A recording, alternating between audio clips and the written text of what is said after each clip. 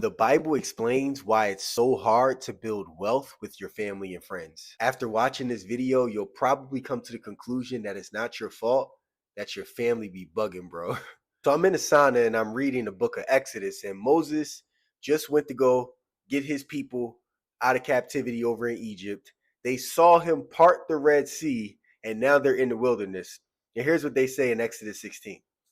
Then the whole congregation of the children of Israel complained against Moses and Aaron in the wilderness.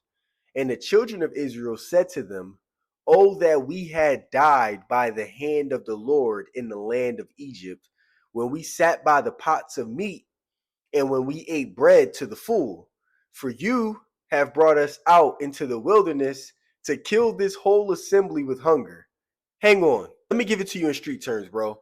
Moses went to go get his folks out of slavery, part of the Red Sea, which was a miracle. They saw bro do the impossible, and they're sitting there complaining, saying that they would rather be slaves because their slave master feeds them and gives them something to drink than to be free and hungry.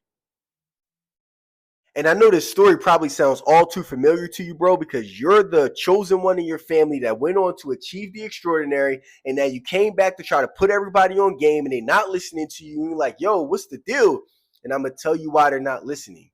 It's because people would rather eat the crumbs of their oppressor than to think for themselves and take responsibility. And look, it's low-key not your family's fault, because what they do to animals is that they put them inside of a cage, and you do it long enough, and the master keeps coming back and throwing food in their mouths. Even if they open the gate to let the animal roam free, he won't, because he'd rather eat the food that's right there in the cage, because he knows he's going to be fed every day. He knows he has somewhere to sleep, and he don't got to go out there to go hunt and put himself in danger. But the danger for you in this situation, bro, is that if you surround yourself with a bunch of people who have that kind of mentality, you're going to die trying to save them, and your whole generation, your bloodline, won't accomplish anything. And don't get me wrong, I'm not advocating for you to leave your folks stranded. I'm just saying you need to know where to draw the line, because at what point does loyalty turn into stupidity and your entire bloodline is left with nothing because you're trying to sacrifice everything for individuals who won't get it? And just so you know how this story ends,